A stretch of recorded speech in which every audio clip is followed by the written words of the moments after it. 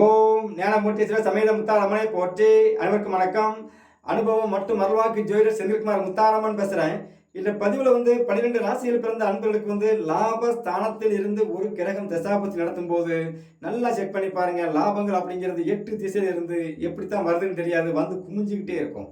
ஏன்னா லாபங்கள் இந்த பிரபஞ்சம் உங்களுக்கு கொடுக்கக்கூடிய அனைத்து லாபத்தையும் கொடுத்துக்கிட்டே இருக்கும்.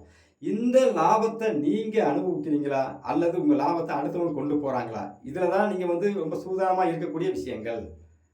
சரி, லாபஸ்தானத்துக்கு அதிபதியான கிரகம் பாத்தீங்கன்னா உங்களுக்கு ராசிப்படி 2ஆம் இடம் சொல்லக்கூடிய தனஸ்தானாதிபதியோடோ அல்லது ரெக்காதிபதி தொடர்பு கொள்ளும் பொழுது அந்த லாபங்கள் அது அனைத்துமே நீங்க பிரம்மாண்டமா நீங்க அனுபவிப்பீங்க. அது எந்த மாற்றமும் கிடையாது.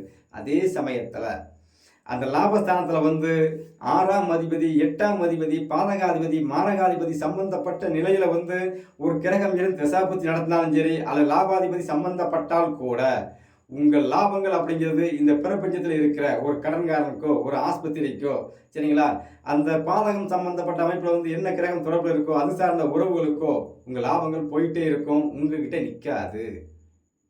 அப்போ அந்த லாபங்கள் அப்படிங்கிறது உங்களுக்கு வந்தாதாங்க அந்த லாபம்.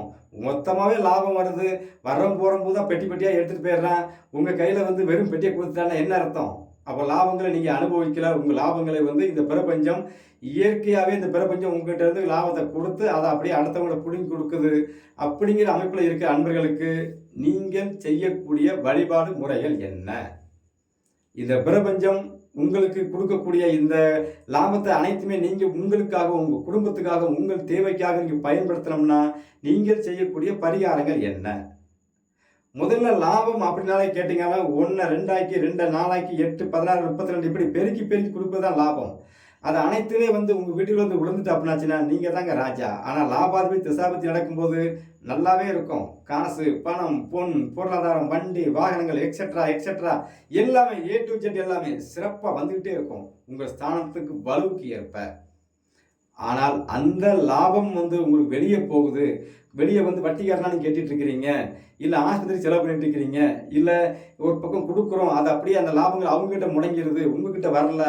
அப்படிங்கிற அன்பர்களுக்கு நீங்கள் செய்யக்கூடிய வழிபாடு என்ன, நீங்கள் செய்யக்கூடிய பரிகாரம் என்ன அப்படின்னு கேட்டீங்கன்னா, லாபஸ்தானத்திற்கு லாபஸ்தானமாக வேலை செய்வது நீங்கள் இஷ்டப்பட்டு வணங்கக்கூடிய தெய்வங்கள் என்று சொல்லக்கூடிய பாக்கியஸ்தானம் 9ஆம் இடம். 9ஆம் இடம் பார்த்தீங்க அப்படின்னா லாபஸ்தானத்துக்கு லாபஸ்தானமாக வேலை செய்யும்.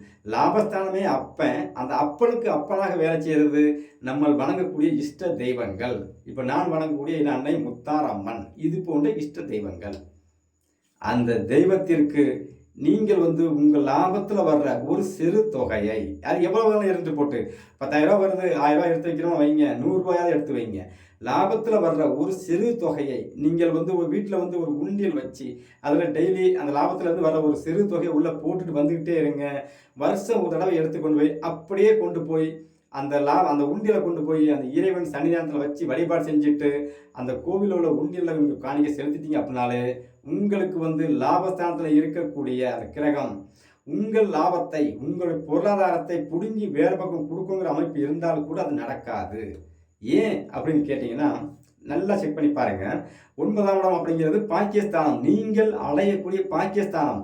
அந்த பாக்கியஸ்தானத்துக்கு அதிபதி தான் அந்த இறைவன் நினைச்சிடக்கூடிய இஷ்ட தெய்வம்.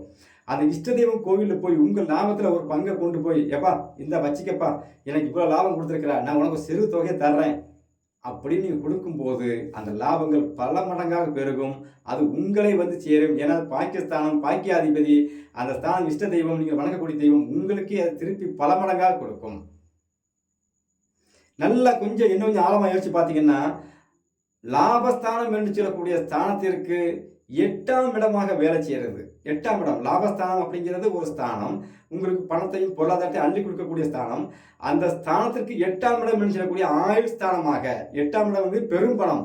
அப்போ 8ஆம் இடம் அந்த லாபஸ்தானத்திற்கு ஆயுள் ஸ்தானம் என்று சொல்லக்கூடிய பெருமணத்தை கொடுக்கறதுக்கு உண்டான ஸ்தானம் பார்த்தீங்க அப்படின்னா உங்களுடைய ராசி லக்கணப்படி அது 6ஆம் இடமாக வரும்.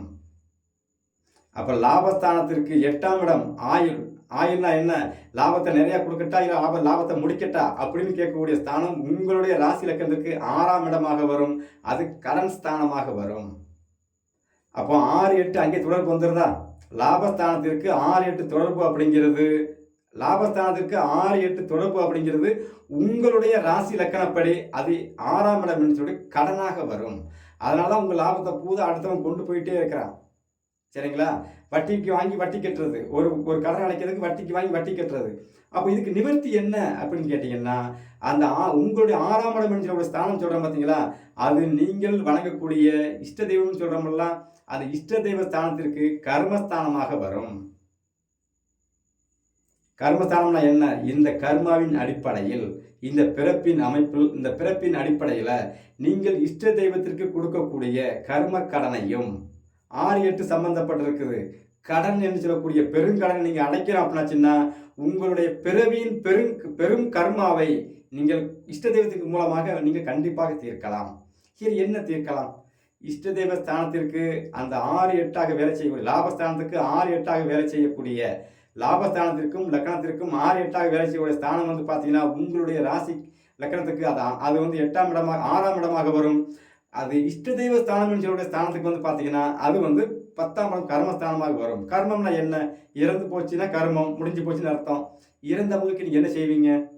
முடிகாணி கொடுக்குறோமா?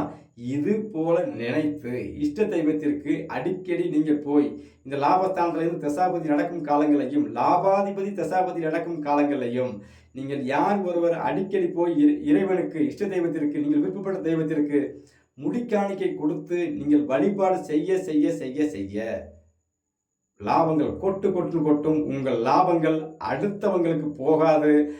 அடுத்தவங்களுக்கு எப்படி போகாது? நீங்க கடன் வாங்கிருக்கீங்க, உங்க லாபங்கள் வருது, அந்த லாபம் பத்தாம கடன் வாங்குறீங்க.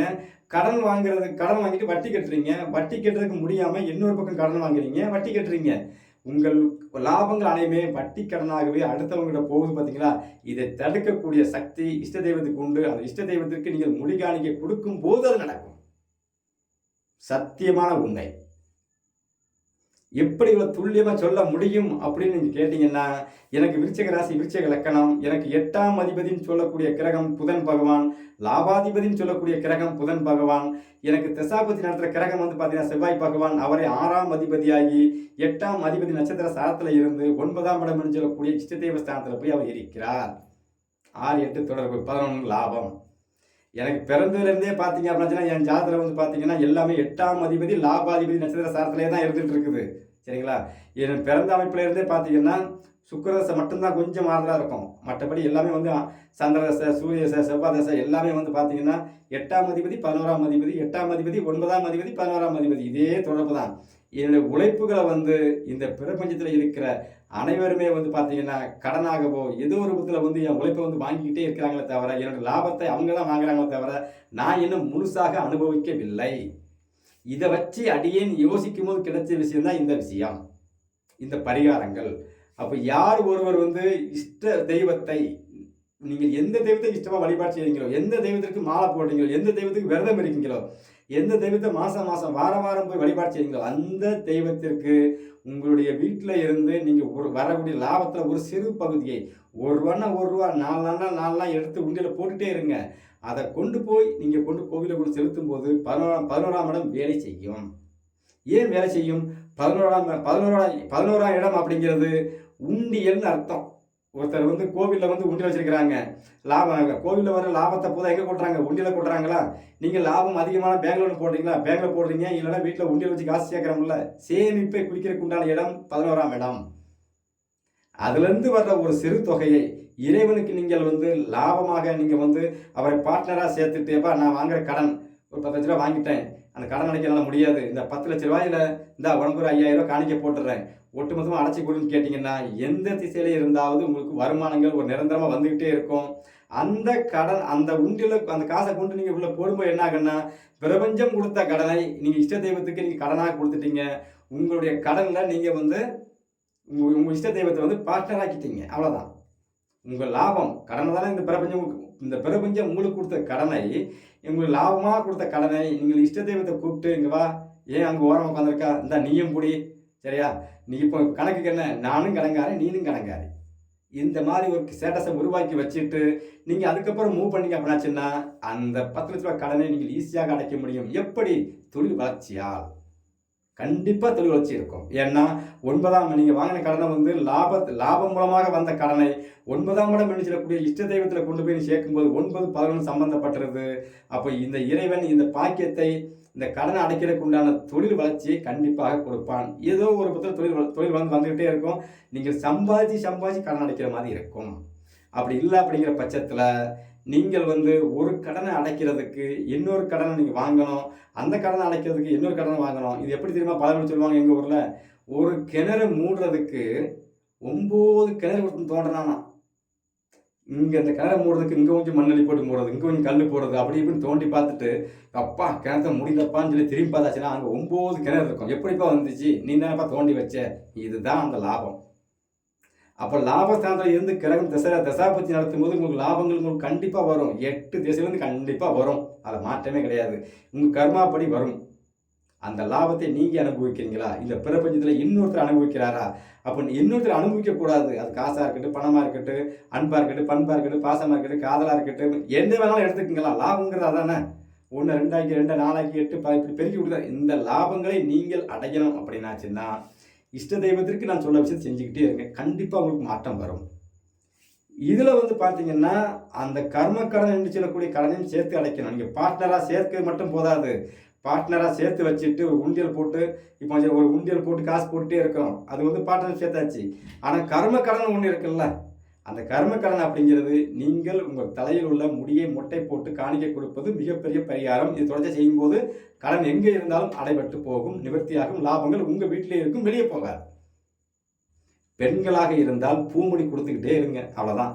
ஆண்களாக இருந்தா அசிங்கம் பார்க்காதுங்க, முட்டை போட்டுட்டே இருங்க. அதான் லாபம் வருதுன்னு தெரியுது இல்ல. அப்புறம் எதுக்குங்க இது? வளரக்கூடிய பொருள் தான் வெயிட் போட்டு, சரிங்களா? இறைவன் இந்த பிரபஞ்சம் உங்களுக்கு வந்து இந்த தலைமயிரை வந்து லாபமா கொடுத்துட்டே இருக்கு. அந்த லாபத்தை இறைவனுக்கு கொண்டு காணிக்க கொடுத்துருங்க. எப்ப அந்த அப்படி நீனே வச்சு கொடுத்துருங்க. அங்க வளர்ற மாதிரிங்க லாபங்கள் வளரும். நல்ல ஒரு ஆழமா யோசிச்சு பாருங்க, புரியும். தலையில வந்து வழுக்க விழுந்துதான் சொல்லுவாங்க, என்ன பணச்சொட்டையா, பரவாயில்லையா? ஆனா அது உண்மையும் கூட. இந்த பிரபஞ்சம் ஒருத்தருக்கு யோகமா இருக்கும் பட்சத்துல இந்த தலையில இருக்கிற முடியை வந்து ஆரம்பத்திலே வந்து ஒரு குறுகிய காலத்திலே தன்னால எடுத்து பார்த்து தலையை மட்டும் பார்த்தீங்கன்னா வழுக்கையாக்கி வச்சிருக்கோம். ஆனா அவங்க வாழ்க்கையில பாருங்க, பொருளாதாரம் அப்படிங்கிறது ஒரு நாளும் குறைவு இருக்காது. ஏன்னா அவங்களுக்கு வந்து இந்த கேதுன்னு சொல்லக்கூடிய இந்த தலைமுடி வந்து இவங்களுக்கு வந்து அதிகமா வராதனால வந்து வருமானம் அப்படிங்கிறது கொட்டிக்கிட்டே இருக்கும். கேதுனா என்ன? முடி, தலைமுடி. கடன், கேதுனாலே கடன் தான். அந்த கடனை நீங்க அங்க நிவர்த்தி பண்ணும்போது, கர்மாவை கழிக்கும் போது உங்களுக்கு வந்து லாபங்கள் அப்படிங்கிறது 8 திசையிலும் எண்ணற்ற கோடிகளை கூட நீங்க அடையலாம். ஆனால் பரிகாரம் அப்படிங்கிறது நீ துல்லியமா செஞ்சுட்டே இருக்கும்போது கண்டிப்பா நடக்கும்.